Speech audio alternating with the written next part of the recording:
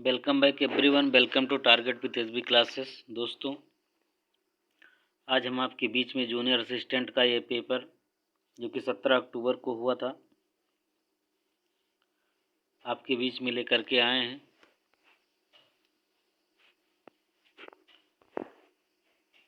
जो कि आपके आने वाली परीक्षाओं के दृष्टिकोण से देखा जाए तो काफ़ी इम्पोर्टेंट भी है, और इसको देखने के बाद आप ये अवलोकन कर सकते हैं कि भविष्य में कैसा पेपर आ सकता है।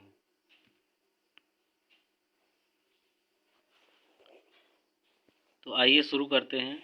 इसमें 50 क्वेश्चंस होंगे। आइए देखते हैं। पहला क्वेश्चन था, भारत में वस्तु एवं सेवा कर जीएसटी कब से लागू किया गया? कब से लागू किया गया? तो ये 1 जुलाई 2017 को प्रधानमंत्री जी के द्वारा ये लागू किया गया है। दूसरा क्वेश्चन है, पुदुचेरी किस उच्च न्यायालय के क्षेत्राधिकार के अंतर्गत आता है? तो ये मद्रास के अंतर्गत आता है।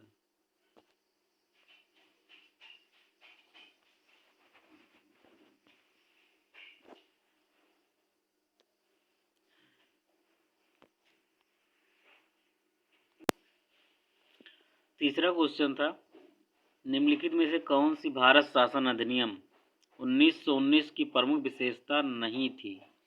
क्या कह रहा है यहाँ पे? नहीं थी। प्रांतों पर केंद्र के नियंत्रण में रियायत, बिल्कुल सही है। प्रांतों में द्वैध शासन, डायरकी। अब द्वैध शासन का क्या मतलब था? द्वैध शासन का मतलब यही था कि एक राजा होगा शासक, और दूसरा क्या होंगे? अंग्रेज होंगे।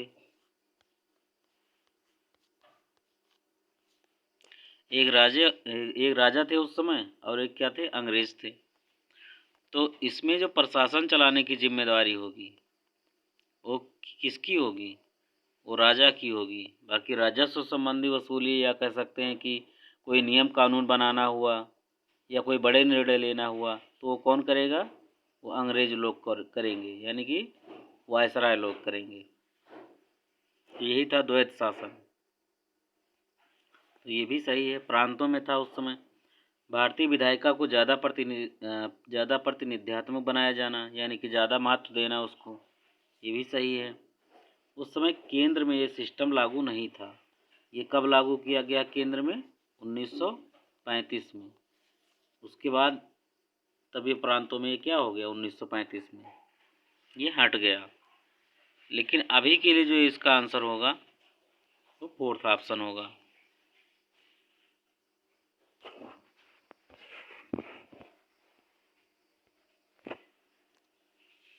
क्वेश्चन नंबर 4 है, तंजौर के बृहदेश्वर मंदिर का निर्माण किसने कराया था? तो ये करवाया था राजराज प्रथम ने करवाया था।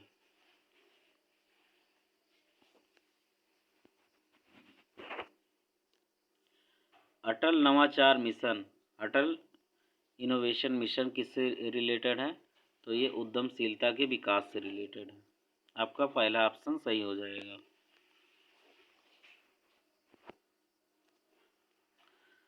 ये कूट दिया गया है, यफ का कितना 216 दिया गया, तो यल का कितना होगा? तो यफ का कूट क्या होता है? 6 होता है।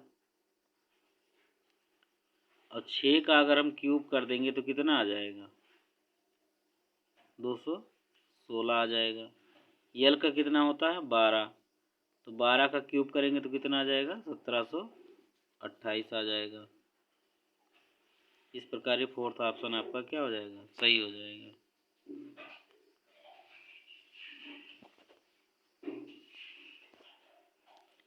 क्वेश्चन नंबर 7 कह रहा, सांकेतिक भाषा में यदि गंगा को इतने से व्यक्त किया जाता, 711471 से व्यक्त किया जाए, तो सरजू का कोड क्या होगा? तो जी फॉर क्या होता है? जी को 7 से इंडिकेट किया जाता है, ये को 1 से किया जाता है। एन का कोड कितना होता है? 14 होता है। फिर जी का कितना होता है? 7 होता है, ए का 1। तो सरजू का क्या हो जाएगा? यस का कितना होता है? 19 होता है, ए का 1 हो जाएगा। अब 191 केवल आपको इतना ही देखना था। ये किसी भी ऑप्शन में आपका मैच नहीं कर रहा है, तो आपको डायरेक्ट इसी को टिक कर देना चाहिए। लेकिन संतुष्टि के लिए अगर देखा जाए तो आर का कोड कितना हो जाएगा, 18 हो जाएगा, 18 भी आ गया। जे का कोड 10 हो जाएगा, यू का कोड 21। इसी प्रकार से आपका ऑप्शन 2 सही हो जाएगा।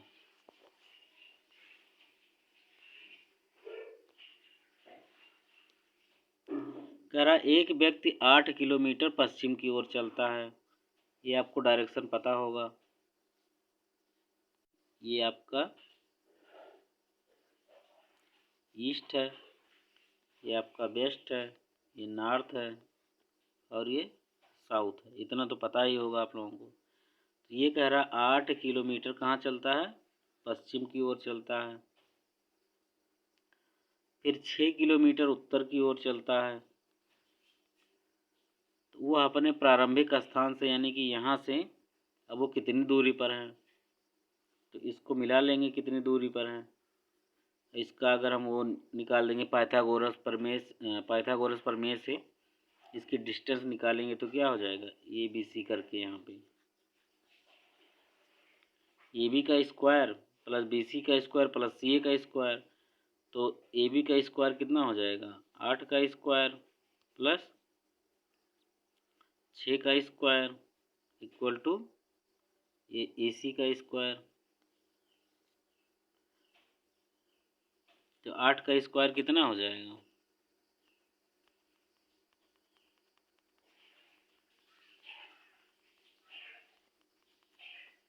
अब आप समझिए 8 का स्क्वायर कितना हो जाएगा, 64 प्लस 6 का स्क्वायर 36।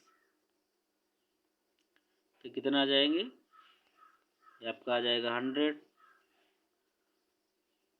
अब ए सी स्क्वायर था ये, तो ए सी बराबर क्या हो जाएगा, ये रूट के अंदर चला जाएगा 100। तो ए सी बराबर क्या आ जाएगा, 10 आ जाएगा। कितना आ जाएगा, 10 आ जाएगा। तो आपका पहला ऑप्शन ये सही हो जाएगा।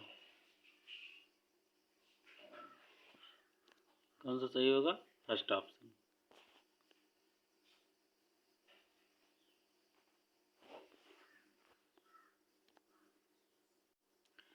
क्वेश्चन नंबर 9, 2:30 पर दोनों सुइयों घंटा तथा मिनट के बीच कितने अंश का कोण होगा।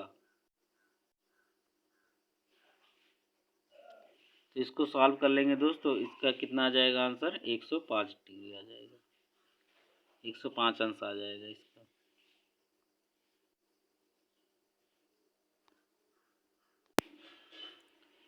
क्वेश्चन नंबर 10 है, सादृश्यता बताइए, यानी कि प्रयागराज कहाँ पे है, गंगा नदी के किनारे क्या है, प्रयागराज है, या प्रयागराज के किनारे गंगा नदी है। तो अयोध्या के किनारे क्या होगा, अयोध्या किस नदी के किनारे बसा है, तो ये सरयू नदी हो जाएगा। अब कह रहा है जनगणना 2011 के अनुसार भारत में साक्षरता दर कितनी है। तो ये तो सभी लोगों को पता होनी चाहिए, 74.04%।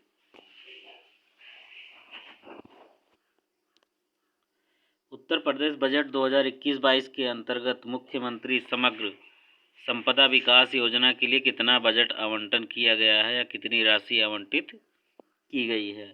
तो ये था 1000 करोड़ रुपए। ये फैक्ट पूछा गया है।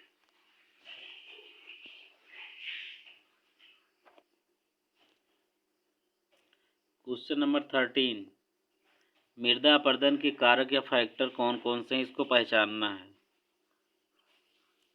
इसमें बहता हुआ पानी है, तो पानी जब बहता है तो जाहिर सी बात है कि मिट्टी का खिसकाव या ऊपर की जो परत होती है हमारी ज़मीन की, उसके साथ में जो ऊपर की परत होती है उसके साथ में वो भी बह जाता है, चाहे नदियों के द्वारा हो, क्योंकि बहता हुआ जल है तो स्थिर नहीं, तो जाहिर सी बात है कि मृदा का कटाव होगा।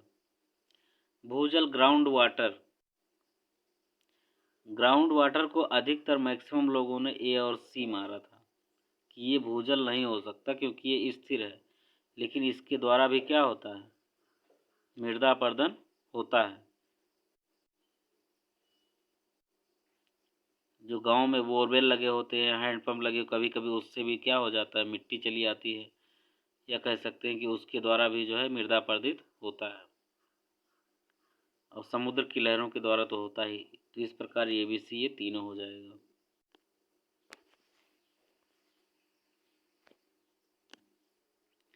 जैव विविधता क्या है, बायोडाइवर्सिटी, तो इसमें आनुवंशिक विभिन्नताएं भी हैं, पृथ्वी पर उपस्थित सभी जैविक जातियां भी हैं।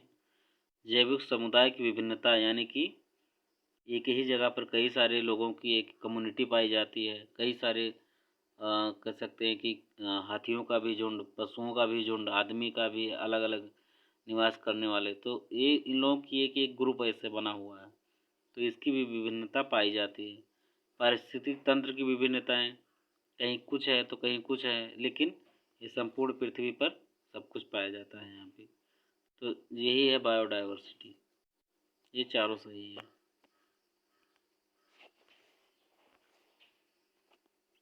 क्वेश्चन नंबर 15 था, ध्वनि प्रदूषण की तीव्रता को किसमें मापते हैं, तो ये डेसिबल में मापते हैं। वायरस जनित रोग कौन सी है, रेबीज है। हमने इसके ऊपर एक वीडियो भी बनाया हुआ है, अगर उसको देखना चाहें तो देख सकते हैं, डॉक्टर टीपी मिश्रा करके हैं, इसका ट्रिक है, बहुत ज़बरदस्त है। ईसीजी किस अंग की विद्युतीय गति का ग्राफीय मापक है। एक होता है ईसीजी और एक होता है ईईजी। क्या होता है, एक ईसीजी, एक ईईजी। तो ये होता है ब्रेन के लिए, मस्तिष्क के लिए होता है। अब बचा ईसीजी, तो कंफ्यूज होना ही नहीं था आपको, हृदय सीधा मार देना था, आपका सही हो जाता।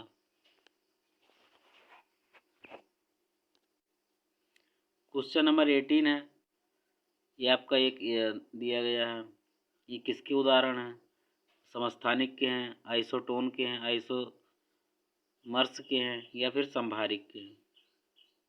तो इसमें क्या है, डिफरेंट डिफरेंट करके सब दिए गए हैं, देख लो, ये इसका समस्थानिक हो जाएगा।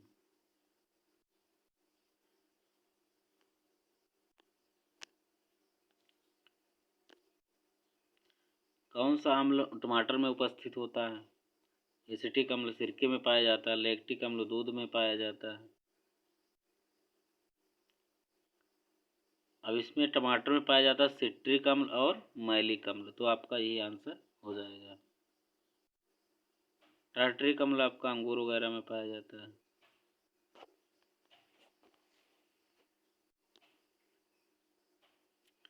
पेरिस में 21वां संयुक्त राष्ट्र जलवायु परिवर्तन शिखर सम्मेलन कब आयोजित हुआ था, तो ये हुआ था 2015 में हुआ था। ये कह रहा कौन सा एक सुमेलित नहीं है, ये बताना था। माल्टोज में माल्ट पाया जाता है, सही। एस्कार्बिक एसिड नींबू में, एसिटिक अम्ल दही में, एसिटिक अम्ल दही में पाया जाता है। जब दूध में तो लैक्टिक अम्ल पाया जाता है, ये बात सही, इसलिए ये गलत हो गया। लेकिन जब दूध से जब वो दही में कन्वर्ट होता है तो उसमें खट्टापन आ जाता है, तो इसमें एसिटिक अम्ल ये सही है।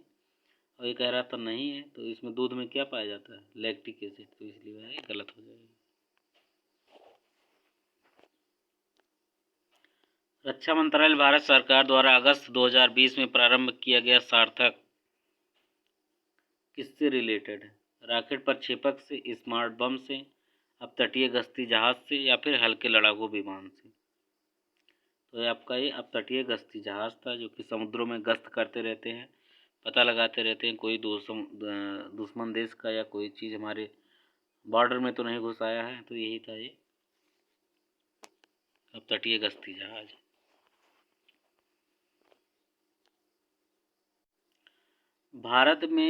भारत का पहला 100% जैविक केंद्र शासित प्रदेश बना, तो कौन सा बना,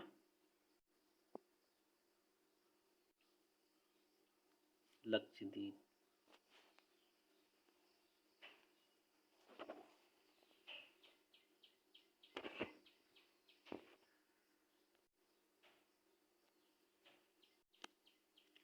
ये कह रहा निम्न घटनाओं को कालानुक्रम में व्यवस्थित कीजिए और नीचे दिए गए कूटों में से सही उत्तर चुनिए।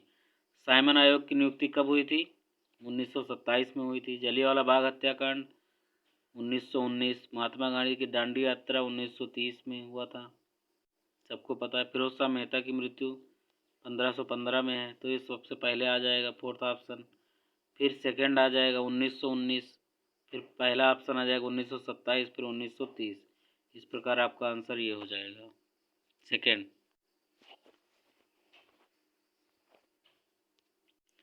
निम्नलिखित नेताओं में से किसने क्रांतिकारी संगठन अभिनव भारत समाज की स्थापना की? तो विनायक दामोदर सावरकर हो जाएगा ये। भारतीय केंद्र सरकार द्वारा प्रारंभ किया गया मिशन जल जीवन हर घर में एक नल का लक्ष्य सर्वप्रथम किस राज्य ने पूर्ण किया? तो ये गोवा। कौन है? गोवा। भारत के किस राज्य में धार्मिक त्यौहार थाई पूसम मनाया जाता है? तो ये हो जाएगा तमिलनाडु।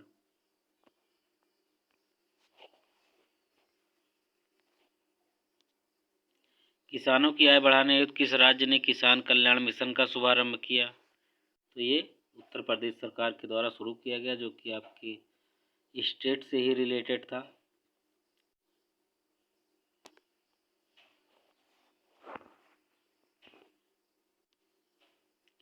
दो 2020 का बुकर पुरस्कार किस पुस्तक के लिए दिया गया? तो सगी बेन के लिए दिया गया था।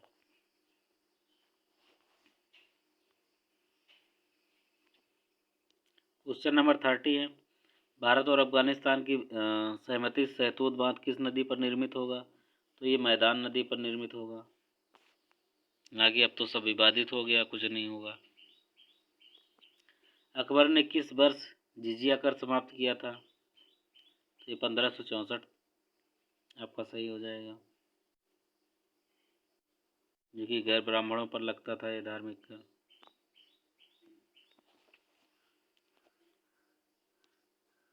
1938 में भारतीय राष्ट्रीय कांग्रेस के अध्यक्ष कौन निर्वाचित हुए?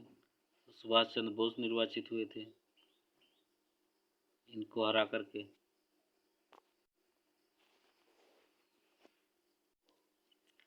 सुरेंद्र नाथ बनर्जी को सिविल सर्विस से कब हटाया गया? 1874 में हटाया गया। कुछ चीज़ें फैक्ट पूछ ली गई थी। ब्राह्मी लिपि का उद्वाचन, क्वेश्चन नंबर 34 है, ब्राह्मी लिपि का उद्वाचन किया गया था, किसके द्वारा किया गया था?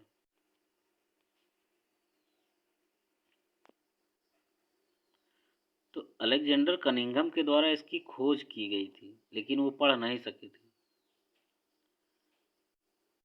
1749 में पढ़ा इसको किसने? जेम्स प्रिंसप के द्वारा।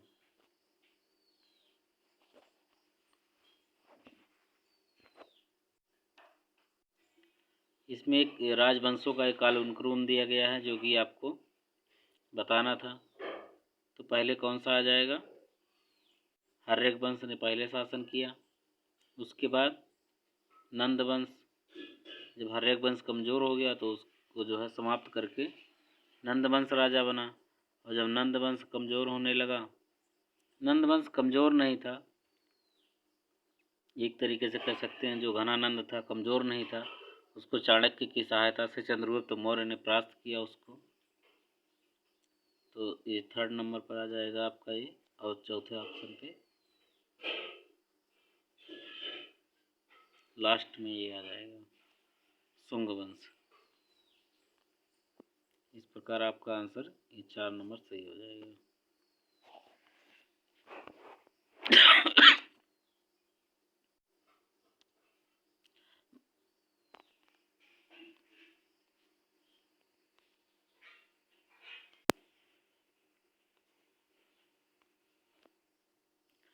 भारत के किस राज्य में सबसे ज़्यादा वन का क्षेत्रफल सबसे ज़्यादा है? तो ये एमपी के अंतर्गत है।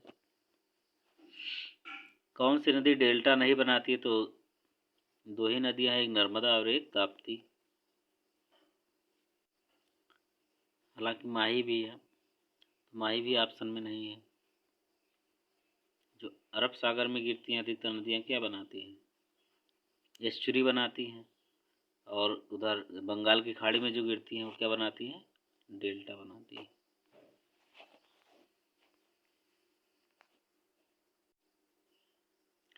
कैबिनेट मिशन भारत में कब आया? तो ये मार्च 1946 है। आपको केवल कन्फ्यूजन 2 ऑप्शन कर रहा होगा उसमें, मार्च 1945 है या फिर सॉरी जनवरी 1946 है कि मार्च 1900, लेकिन ये मार्च में आया था।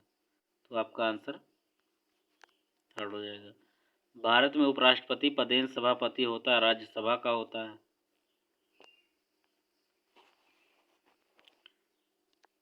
भारतीय संविधान की 11वीं अनुसूची में कितने विषय हैं? तो 29 विषय हैं ये।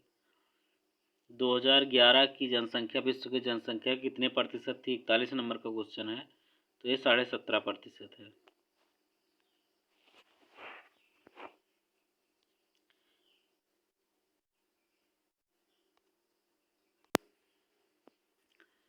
आपका क्वेश्चन नंबर 42 है, कुमायूं हिमालय किन नदियों के बीच में है?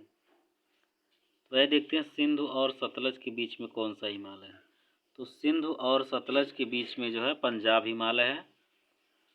कौन सा हिमालय? पंजाब हिमालय है। फिर यह एक लिंक जोड़िए, सतलज और काली, तो एक कौन सा है? कुमायूं हिमालय है।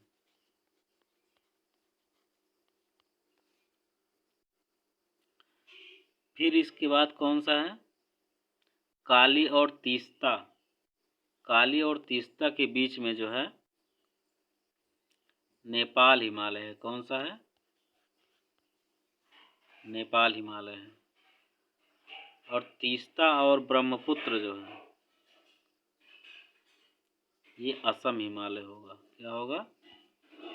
असम हिमालय होगा। तो इस प्रकार से जो आपका आंसर हो जाएगा सतलज और काली, ये कुमायूं हिमालय हो जाएगा। हरित क्रांति किससे रिलेटेड है? तो ये खाद्यान्नों से ही रिलेटेड था।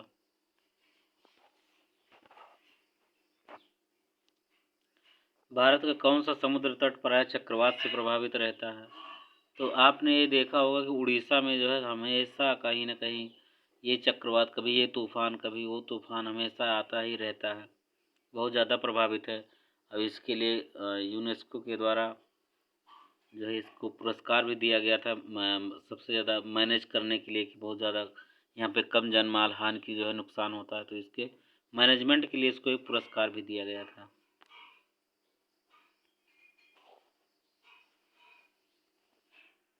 शायद संयुक्त राष्ट्र संघ या इसके द्वारा दिया गया था। भारत का सबसे बड़ा रेलखंड कौन सा है? तो ये उत्तर रेलवे खंड हो जाएगा। जो मृदा जल के द्वारा वहन होती है उसे जलोढ़ मिट्टी कहते हैं। भोज एवं भक्षक के रूप में विभिन्न प्रजातियों का अनुक्रमिक संबंध क्या कहलाता है? भोजन श्रृंखला, फूड चेन, आपका ये आंसर हो जाएगा।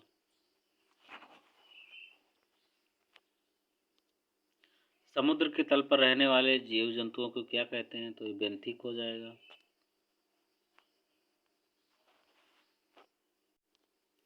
एक पावर हाउस का सामर्थ्य 200 मेगावाट है, तो इसके द्वारा प्रतिदिन उत्पन्न विद्युत ऊर्जा क्या होगी? यानी कि एक तरीके से देखा जाए तो ये 1 घंटे का दिया गया है 200 मेगावाट, तो प्रतिदिन एक दिन में 24 घंटे होते हैं, तो ये 4800 मेगावाट घंटा हो जाएगा। लास्ट क्वेश्चन है,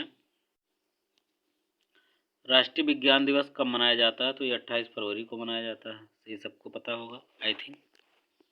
तो दोस्तों ये था 50 क्वेश्चन आपके बीच में, जो कि आपको कह सकते हैं काफ़ी एंजॉय किया होगा आपने। वीडियो पसंद आता है तो इसको लाइक करिए, दोस्तों के बीच में शेयर करिए जिसने भी पेपर दिया है।